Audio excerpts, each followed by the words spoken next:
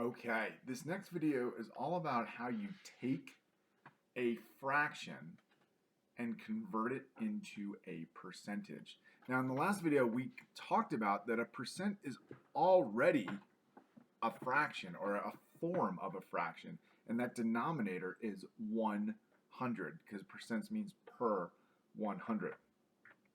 So we're going to take an example that we are familiar with. We're going to start off with a fraction, and we are going to convert it into a percent. So let's take our time-honored tradition of a pizza, and I flip that pizza in half.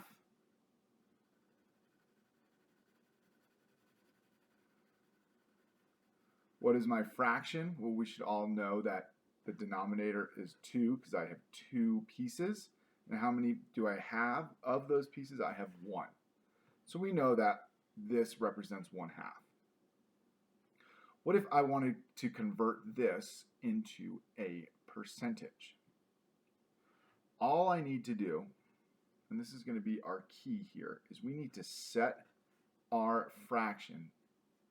We're making a proportion, and we're going to set that proportion to 100.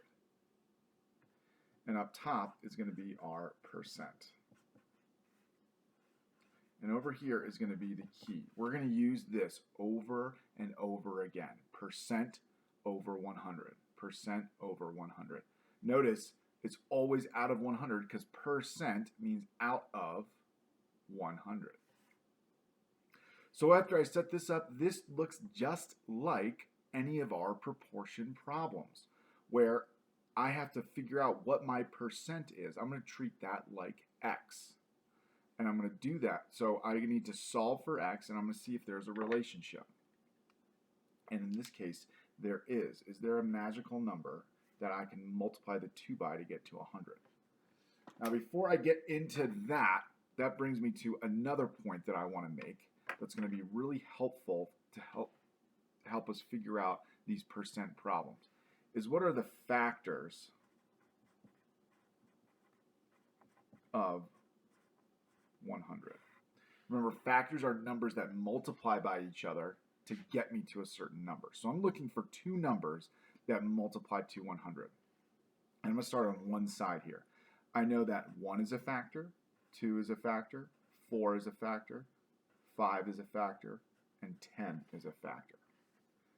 What number do I need to multiply 1 to get to 100? Well, that's 100. So 1 and 100 are factors of 100. What do I need to multiply 2 by to get to 100? That's going to be 50. 2 times 50 is 100. The factor with 4 is 25. 4 times 25 is 100. 5 times 20 is 100. And 10 times 10 is 100. These are my factors of 100. And to memorize these pairings is going to be really helpful to help us solve these problems. So going back to our problem, what number do I need to multiply 2 by to get to 100? Well, I'm going to look down at my factor sheet, and I see that I just need to multiply that by 50. 2 times 50 is 100. And I'm going to do the same thing in my denominator. Very, very similar to proportions. We basically are creating a proportion. 1 times 50 is 50. So there's my percent right there. 50%. And this symbol right here, the first time we've used it, is the symbol for percentage. So we have just converted 1/2 into 50%.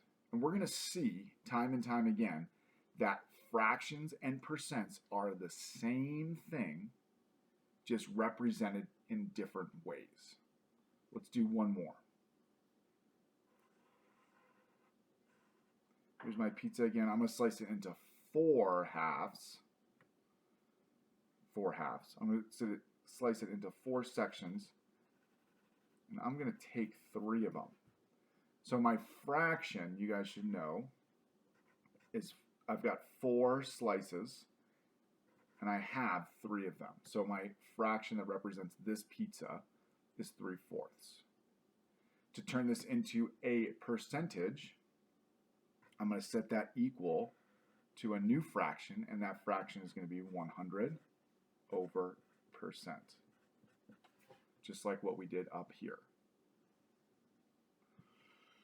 Same thing, we're going to treat this percent like an x. To solve for x, we're going to look for a relationship.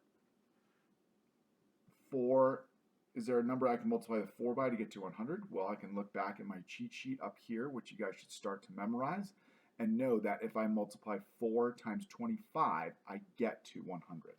So I'm going to do that. So there's my relationship. Here's my relationship up here, the same one.